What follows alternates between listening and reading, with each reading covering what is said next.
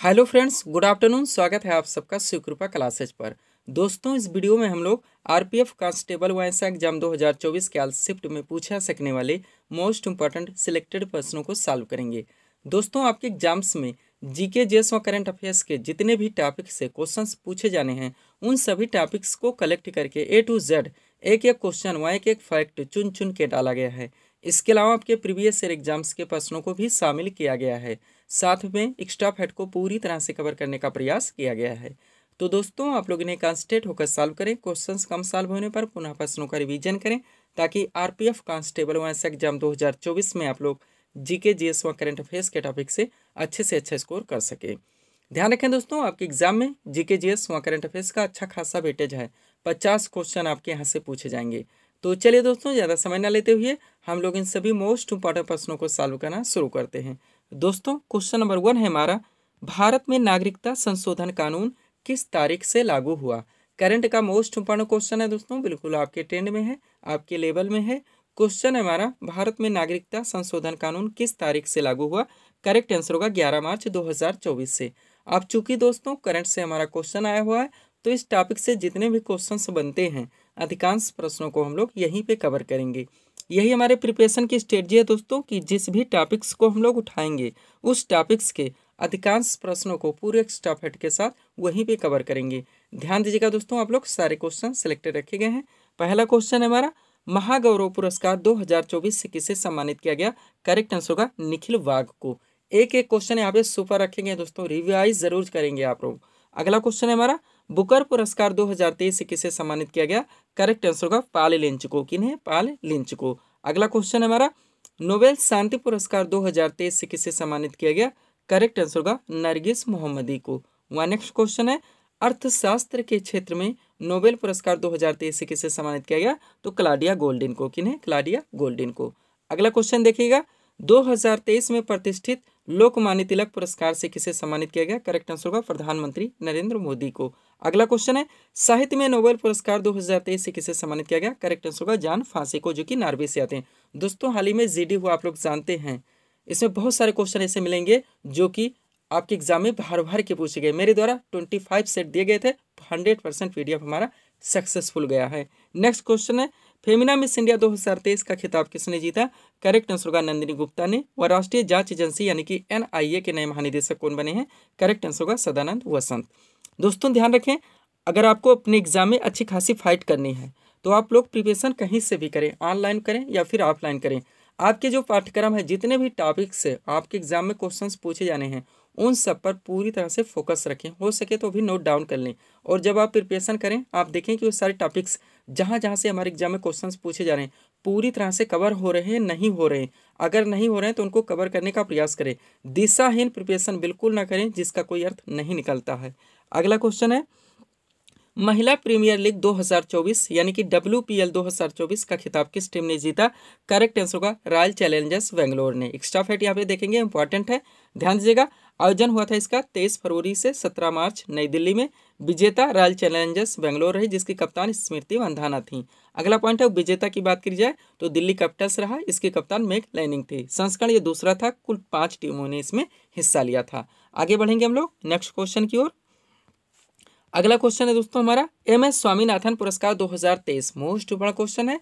MS Swaminathan पुरस्कार 2023 से किसे सम्मानित किया गया।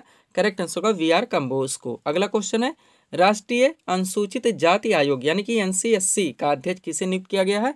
तो किशोर मकवाना को। किन्हें? किशोर मकवाना को। अगला क्वेश्चन है, मार्च 2024 में कौन सा देश नाटो का 32वां सदस्य देश बना है। इंपॉर्टेंट क्वेश्चन है, सुपर क्वेश्चन है आपके एग्जाम के लिए। मार्च 2024 में कौन सा देश नाटो का 32वां सदस्य देश बना है। तो स्वीडन है। थोड़ा सा एक्स्ट्रा फैक्ट देखेंगे, नाटो का full form North Atlantic Treaty Organization यानी कि उत्तरी अटलांटिक संधि संगठन। स्थापना हुई थी इसकी 4 अप्रैल 1949 को। सदस्य देश वर्तमान में टोटल 32 हो गए। अपडेटेड है स्वीडन। मुख्यालय इसका ब्रुसेल्स बेल्जियम में है। और वर्तमान महासचिव इसके जेंस स्टोल्टेनबर्ग हैं। पूरी तरह से आप लोग अपडेट रहेंगे। करंट के क्वेश्चन थे जिनको हम लोगों ने एक साथ कवर किए हैं। आगे चलते हैं, थोड़ा सा पीडीएफ के बारे में बात करेंगे, पुनः हम लोग नेक्स्ट क्वेश्चन की ओर चलेंगे। दोस्तों ध्यान दीजिएगा, 4 पीडीएफ यहाँ पे हमारा लगा हुआ है, लेकिन हम लोग सबसे पहले इसमें आरपीएफ कांस्टेबल एग्जाम 2024 के बारे में बात करेंगे, जिसका यहाँ पे हम लोग प्रिपरेशन कर रहे हैं।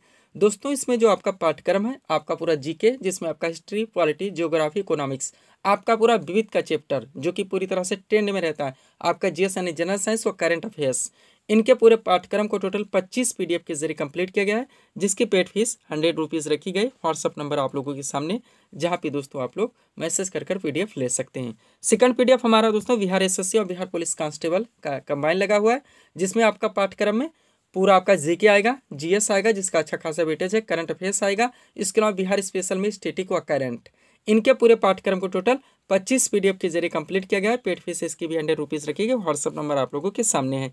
UP police constable second PDF के बारे में बात करेंगे। और एग्जाम 2024 आप लोग जानते हैं, इसमें जो आपका पाठ्यक्रम, आपका पूरा जीके आएगा, आपका पूरा विविध आएगा ही, जीएस भी आएगा, करंट अफेयर्स भी आएगा, उसके अलावा आपका सामान्य हिंदी, यूपी स्पेशल में स्टैटिक व करंट, इन सब के पूरे पाठ्यक्रम को टोटल 40 पीडीएफ के जरिए कंप्लीट किया गया है, जिसकी पेड फीस 100 रुपीज़ रखी गई। व्हाट्सअप नंबर आप लोगों के सामने।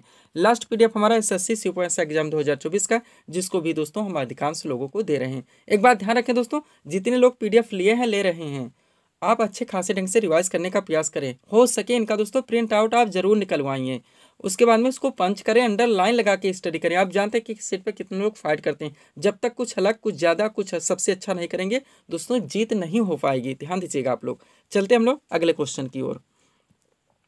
अगला क्वेश्चन हमारा है, राज्य के नीति निदेशक तत्व यानी कि डीपीएसपी का वर्णन संविधान के किस भाग में? आपका ट्रेंडिंग टॉपिक है, आप लोग जानते हैं। क्वेश्चन है, राज्य के नीति निदेशक तत्व यानी कि डीपीएसपी का वर्णन संविधान के किस भाग में? करेक्ट आंसर होगा भाग 4 में। अब एक्स्ट्रा फैक्ट में चलेंगे, एक सीट यहाँ पे लगा दिए हैं।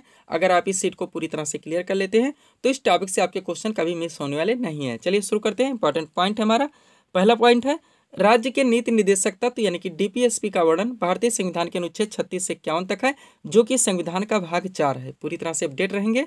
एक एक सेंटेंस से हमारे कई क्वेश्चन निकलते हैं, इसलिए हम ऑप्शन नहीं रखते हैं। ऑप्शन से हमारे पाठ्यक्रम कभी एक साथ कवर नहीं होते, कन्फ्यूजन क्रिएट होगा और टाइम टेकिंग होगा। अगला पॉइंट हमारा, राज्य के नीति निदेशक तत्व जनतांत्रिक संवैधानिक विकास के नवीनतम तत्व हैं, जिनका उद्देश्य जन कल्याणकारी राज्य की स्थापना करना। ये पॉइंट इंपॉर्टेंट है, आप लोग ध्यान रखेंगे। आगे बढ़ते हम लोग। अब आर्टिकल देख लीजिए, जितने इंपॉर्टेंट यहाँ से बनते हैं।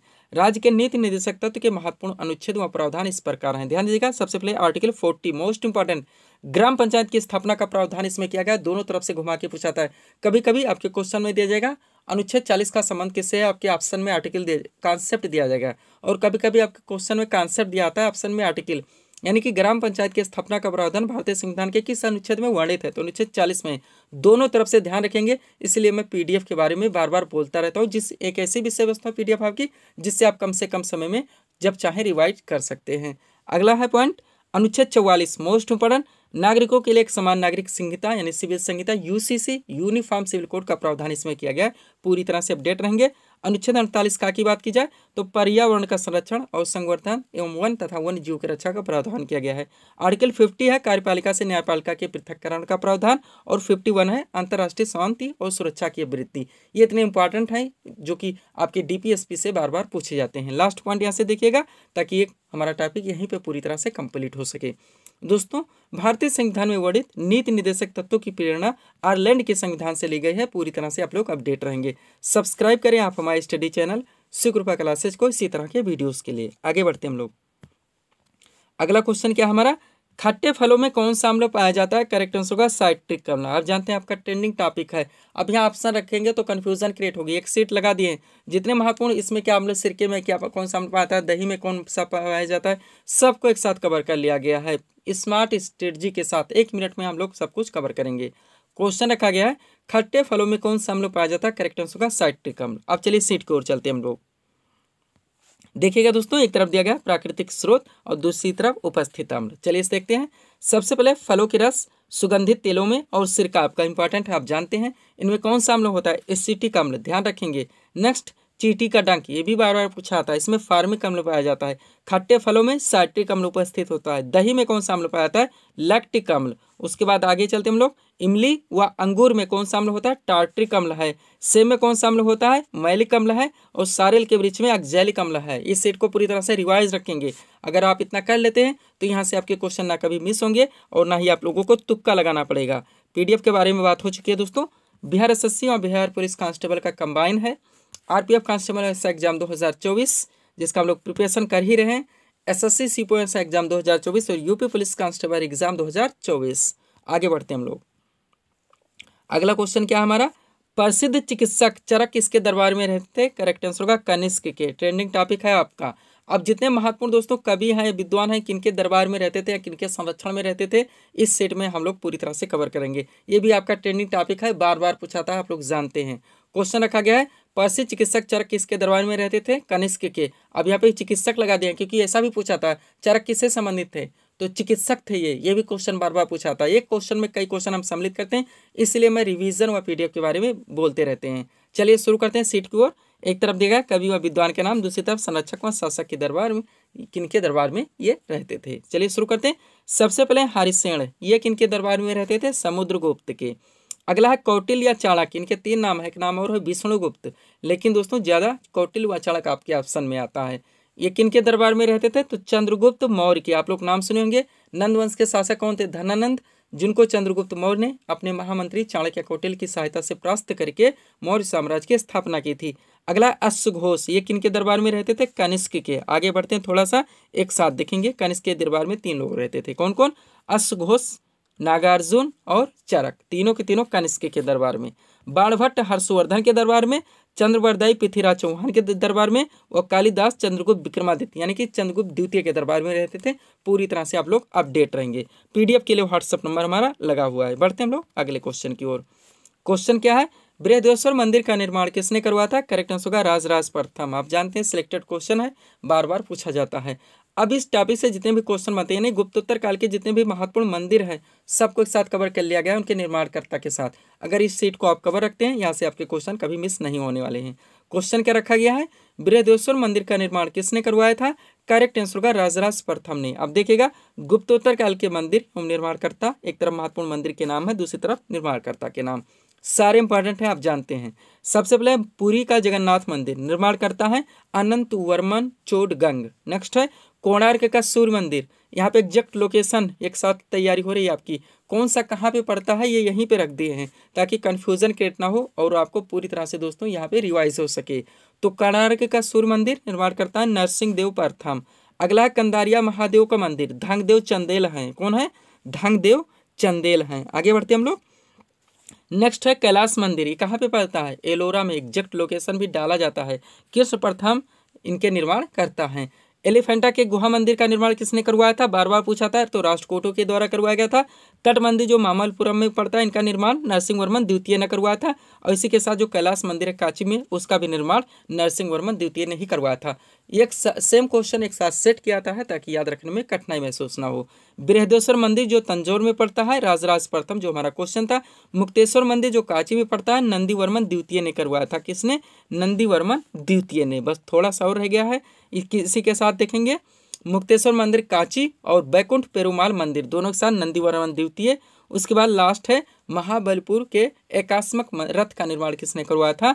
तो नरसिंह वर्मन प्रथम ने करवाया था। कहाँ पड़ता है? महाबलपुर के एकात्मक रथ का निर्माण। पूरी तरह से अपडेट रहेंगे, रिवाइज जरूर करेंगे। चलते हैं अगले क्वेश्चन की ओर। अगला क्वेश्चन क्या लगा हुआ है दोस्तों, संतोष ट्रॉफी किस खेल से संबंधित है? करेक्ट आंसर होगा फुटबॉल से। क्वेश्चन कहाँ से आया हुआ है? स्टैटिक के जो महत्वपूर्ण दोस्तों विविध के हमारे चैप्टर्स होते हैं, वहाँ से आया हुआ है। अब क्या करेंगे, जीके के जितने भी टॉपिक्स हैं, चाहे हमारा हिस्ट्री हो, पॉलिटी हो, इकोनॉमिक्स हो, जियोग्राफी हो, हमारा पूरा विविध का चैप्टर हो, जनरल साइंस हो, इन सब के जो मोस्ट इम्पोर्टेंट क्वेश्चंस हैं आपके सभी वनडे एग्जाम्स में बार बार पूछे जाते हैं, रिपीट होते रहते हैं, हाईलाइटेड हैं, जिनका ट्रेंड इजी टू मॉडरेट है, उन सब के प्रश्नों को यहाँ पे कवर किया गया है। ध्यान देंगे। चलते हैं पहले क्वेश्चन की ओर। क्वेश्चन क्या है, खाना पकाने वाले सोडे का रासायनिक नाम क्या है? करेक्ट आंसर होगा सोडियम बाइकार्बोनेट। अगला है समुद्र के पानी में सबसे अधिक लवण कौन सा है? तो सोडियम क्लोराइड है। अगला है रबड़ को कड़ा करने के लिए किस पदार्थ को मिलाया जाता है? तो सल्फर को। नेक्स्ट, मानव शरीर की सबसे बड़ी और मजबूत हड्डी कौन सी है? तो फीमर है। पूरी तरह से अपडेट रहेंगे आप लोग। अगला क्वेश्चन है आपका, प्रकाश संश्लेषण के लिए आवश्यक गैस कौन सी है? तो कार्बन डाइऑक्साइड है। नेक्स्ट, सूर्य के प्रकाश से कौन सा विटामिन प्राप्त होता है? करेक्ट आंसर होगा विटामिन डी। अगला है अदरक का कौन सा हिस्सा खाया जाता है? करेक्ट आंसर होगा तना। कौन सा भाग खाता है? तना। सिलेक्टेड क्वेश्चन है आपके एग्जाम के लिए। अगला है दौड़ लगाते समय मनुष्य के रक्तचाप पर क्या प्रभाव पड़ता है? तो रक्तचाप बढ़ जाता है। कॉमन सेंस का क्वेश्चन है। नेक्स्ट, दर्पण को चमक देने के लिए किसका प्रयोग किया जाता है? सिल्वर नाइट्रेट का। अगला है रॉकेट किस सिद्धांत पर कार्य करता है? करेक्ट आंसर होगा संवेग संरक्षण के सिद्धांत पर। अगला है 17वां सूर्य की ऊर्जा का स्रोत क्या है? करेक्ट आंसर होगा नाभिकीय संलयन की प्रक्रिया। अगला है संपूर्ण जेनेटिक कोड का पता किसने लगाया? करेक्ट आंसर होगा हरगोविंद खुराना ने। किसने? हरगोविंद खुराना ने। आगे बढ़ते हम लोग, रिवीजन जरूर करेंगे आप लोग, बेटर होगा जितने लोग अंडर PDF लिए हैं अंडरलाइन लगा के स्टडी करें, एक एक क्वेश्चन की कीमत आप लोग जानते हैं। अगला क्वेश्चन, DNA का डबल हेलिक्स मॉडल किसने दिया? तो वाटसन ने। नेक्स्ट है दाढ़ी बनाने के लिए कौन सा दर्पण काम में लाया जाता है? करेक्ट आंसर होगा अवतल दर्पण। अगला है वॉशिंग सोडा का रासायनिक नाम क्या है? तो सोडियम कार्बोनेट। व साधारण नमक का रासायनिक नाम क्या है? तो सोडियम क्लोराइड। सिलेक्टेड क्वेश्चन को रैपिड फायर के जरिए हम लोग एक साथ कवर कर रहे हैं। अगला है लोनार झील किस राज्य में स्थित है? करेक्ट आंसर होगा महाराष्ट्र में। नेक्स्ट, भारत में मीठे पानी की सबसे बड़ी झील कौन सी है? तो वुलर झील है। नेक्स्ट, भारत में खारे पानी की सबसे बड़ी झील कौन सी है? तो साभर झील है। व मध्य प्रदेश के नए मुख्यमंत्री कौन बने हैं? तो डॉक्टर मोहन यादव हैं। पूरी तरह से अपडेट रहेंगे, करंट के प्रश्नों को भी यहाँ पे पूरी तरह से अपडेट किया गया है। अगला है त्रिपुरा के नए राज्यपाल कौन बने हैं? तो इंद्रसेना रेड्डी नल्लू है। नेक्स्ट, भूकंप की तीव्रता मापने वाला यंत्र कौन सा है? तो सिस्मोग्राफ है। नेक्स्ट, संतोष ट्रॉफी किस खेल से संबंधित है? फुटबॉल से। व देवधर ट्रॉफी किस खेल से संबंधित है? तो क्रिकेट से। अगला, नौटंकी किस राज्य का प्रसिद्ध लोक नृत्य है? उत्तर प्रदेश का। अगला, घूमर किस राज्य का प्रसिद्ध लोक नृत्य है? करेक्ट आंसर होगा राजस्थान का। नेक्स्ट, सम्राट अशोक ने कलिंग पर कब आक्रमण किया था? 261 ईसा पूर्व में। हाईलाइटेड क्वेश्चन है। सबसे प्राचीन पुराण कौन सा है? तो मत्स्य पुराण है। आगे बढ़ते हम लोग, अगला है गीत गोविंद के रचनाकार कौन है? करेक्ट आंसर होगा जयदेव। नेक्स्ट, भारत के नियंत्रक एवं महालेखा परीक्षा की नियुक्ति कौन करता है? तो राष्ट्रपति। नेक्स्ट, संसद के संयुक्त अधिवेशन को कौन बुलाता है? राष्ट्रपति। अगला, चेचा के टीके की खोज किसने की थी? करेक्ट आंसर होगा एडवर्ड जेनर ने। किसने? एडवर्ड जेनर ने। आगे बढ़ते हम लोग, अगला क्वेश्चन है दोस्तों आपका, किसान घाट किस महापुरुष का समाधि स्थल है? तो चौधरी चरण सिंह का। नेक्स्ट, लावड़ी किस राज्य का लोक नृत्य है? करेक्ट आंसर होगा महाराष्ट्र का। अगला, राष्ट्रीय किसान दिवस किस तिथि को मनाया जाता है? करेक्ट आंसर होगा 23 दिसंबर को। कब? 23 दिसंबर को। और इस सीरीज का लास्ट क्वेश्चन है, ओडिशा के नए राज्यपाल कौन बने हैं? करेक्ट आंसर होगा रघुवर दास। कौन? रघुवर दास। तो ये थे दोस्तों इस सीरीज के टॉप MCQs के प्रश्न, जिनको यहाँ पे हम लोगों ने सॉल्व किए हैं। उम्मीद है दोस्तों आप सभी लोगों ने सॉल्व किए होंगे और देखे होंगे कि यहाँ से आपके कितने प्रश्न सही हो रहे हैं। तो दोस्तों इसी तरह के वीडियोस के लिए आप हमारे स्टडी चैनल शिवकृपा क्लासेस से जुड़े हैं, चैनल को सब्सक्राइब करें ताकि हमारे द्वारा दिए जाने वाले सभी वीडियोस आप क्रम से सबसे पहले देख सकें। तो मिलते हैं दोस्तों नेक्स्ट वीडियोस में। Thanks for watching.